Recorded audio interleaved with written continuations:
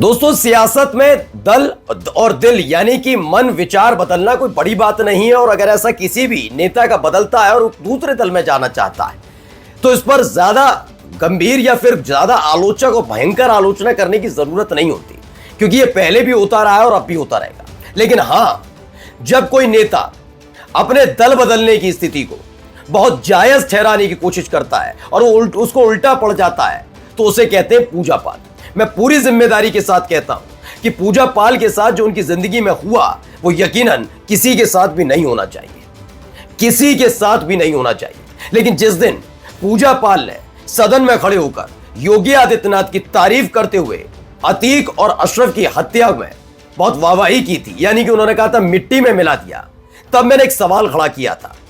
एक विधायक जो एक लॉ मेकर के तौर पर जानी जाती है, वो इस देश के अंदर हुई, उत्तर प्रदेश के अंदर हुई गैर कानूनी वारदात तो गैर कानूनी होती, गैर कानूनी काम पर कैसे तारीफ कर सकती हैं? क्यों? क्योंकि उनका व्यक्तिगत मसला था पहला।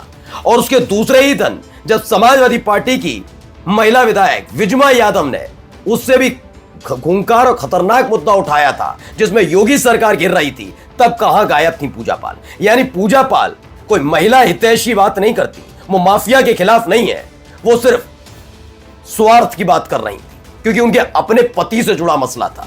वरना विजमा यादव के साथ जो हुआ उसे लेकर खड़े होकर, विजमा यादव के साथ खड़े होकर योगी आदित्यनाथ की आलोचना करनी चाहिए थी। खैर, अब यह मसला आगे तक पहुंच गया है।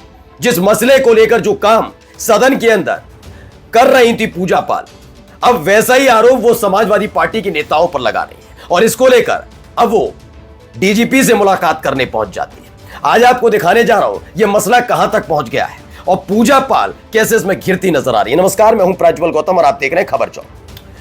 मैं आपको फिर बता दूं कि जो राजूपाल के साथ हुआ वो यकीनन बहुत दुर्दांत अपराध था। उस अपराध की कड़ी से कड़ी सजा अतीक को भी मिलनी चाहिए थी और अशरफ को भी मिलनी चाहिए थी। लेकिन सवाल यह उठता है, सजा देगा कौन? वो छटांग भर के अपराधी जो आज हथियार उठाकर खुद अपराधी बने हुए हैं, यह उकसाया किसने? किसने यह अपराधी पैदा किए? यह सवाल का जवाब कौन देगा? क्या पूजा पाल दे पाएंगी या उन्हें सिर्फ अपने पति के हत्यारों को मरते हुए देखना था? यह जवाब देना होगा, क्योंकि आप इस बात पर खुश हो सकते हैं कि अतीक अहमद और अशरफ की हत्या हो गई, बहुत लोग खुश हुए। बीजेपी के संवैधानिक पद पर बैठे हुए लोगों ने खुशी जाहिर की, जबकि उनका सिर शर्म से झुक जाना चाहिए था कि उनकी जिम्मेदारी सरकार के तौर पर थी और इतने सबूत थे कि अतीक और अशरफ जिंदगी भर जेल में भी रहते और सख्त से सख्त सजा उनको मिलती। लेकिन नहीं, इसमें शायद बीजेपी विश्वास ही नहीं करती। और यह मत सोचिए वो गुंडे, मफाली और माफिया के खिलाफ है।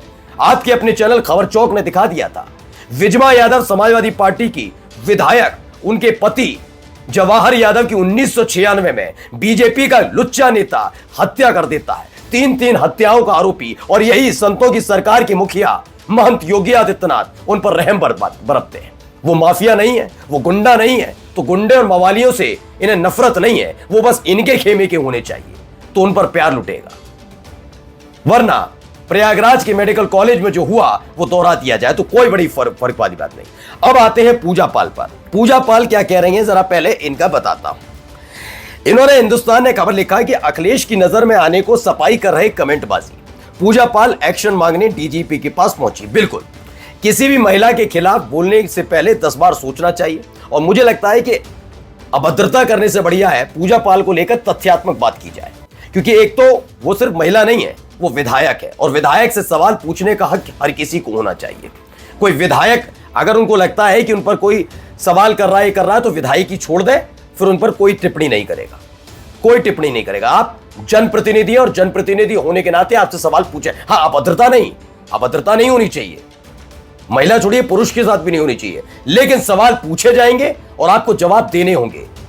डीजीपी के पास जाने से कुछ नहीं होगा। क्यों? क्योंकि आप वही कर रही थी जो अब समाजवादी पार्टी के लोगों पर आरोप लगा रही। क्या कह रही है? अखिलेश की नजर में आने को सफाई कर रहे कमेंटबाजी। तो आपने क्या किया? वो कमेंटबाजी कर रहे हैं, वो ट्रोलर कहलाते हैं। और आपने सदन में क्या बोला? सदन में योगी आदित्यनाथ के तारीफ में आपने बोला कि उनके अपने पति कहते मतलब यानी राजूपाल की हत्या करने वालों को मिट्टी में मिला दिया। क्या योगी आदित्यनाथ और उनकी सरकार ने उन 3 लफंगों को भेजा था? अतीक और अशरफ की हत्या करने के लिए? भेजा था क्या? क्या ये पहले से तय था कि वो आएंगे और पुलिस वाले छिपकली की तरह प्रयागराज के मेडिकल कॉलेज की दीवारों पर चिपक जाएंगे? क्या पूजा पाल को इसकी जानकारी थी या बाद में मिली? ये तमाम जानकारियां क्या पूछी नहीं जानी चाहिए? आप भी योगी आदित्यनाथ की नजर में आने के लिए कानून को खूंटी पर टांगने वालों की तारीफ कर रही थी, आप नहीं कर रही थी क्या? एक लॉ मेकर से, एक विधायक से इस बात की उम्मीद की जाएगी कि वो दो डबल मर्डर को जायज ठहराती हैं।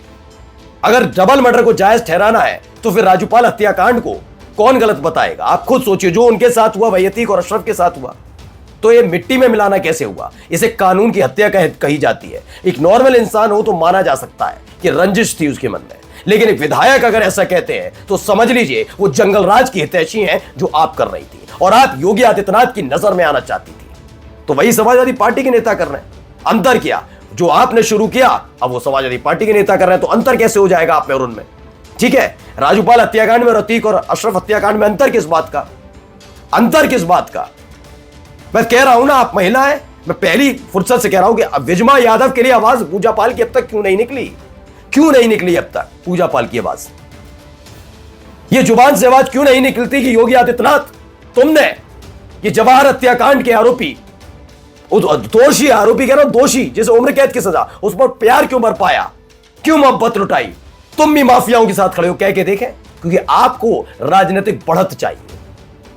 ठीक है, तो ये ऐसे मत दिखाइए कि आप महिला हितैषी हैं, अत्याचार के खिलाफ खड़ी हैं, कुछ नहीं, आपको भी राजनीतिक बढ़त चाहिए। आइए अगली खबर देखिए।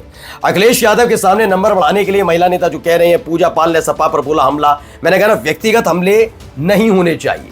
यह पूजा पाल की अपनी मंशा होगी, क्या है शादी के बाद, वो तो ऐसा कोई अपराध तो किया नहीं पूजा पाल ने, हो सकता है कुछ मेरे वीडियो से ना, पूजा पाल ने कोई अपराध नहीं किया, अगर उन्होंने दोबारा शादी की कोई पाप नहीं कर दिया।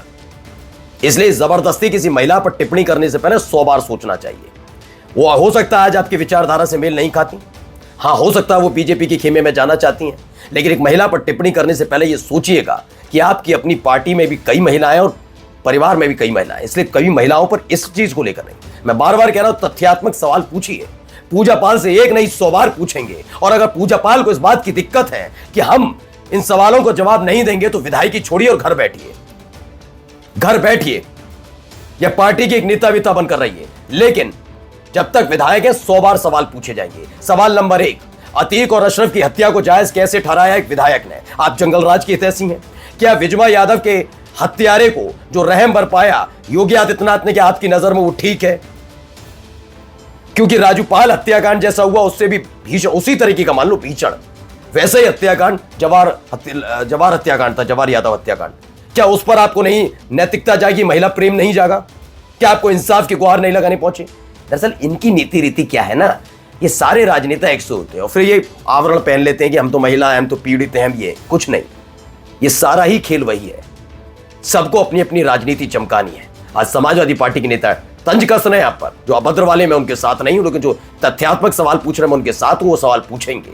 और अगर वो अखिलेश यादव की नजर में आना चाहते हैं तो बिल्कुल ठीक, बिल्कुल वैसे ही जैसे आप भी योगी आदित्यनाथ की नजर में आना चाहती हैं, वरना चुनौती देता हूं, जाइए सदन के अंदर और कहिए विजमा यादव के विजमा यादव के पति के हत्यारों को छोड़ने वाले जंगल राज के हितैषी हो योगी आदित्यनाथ, तुम जंगल राज के हितैषी हो, कह के दिखा दीजिए। नमस्कार। New public inter college Lucknow, admission open. For more information call 0522 282232 और 7755 089585।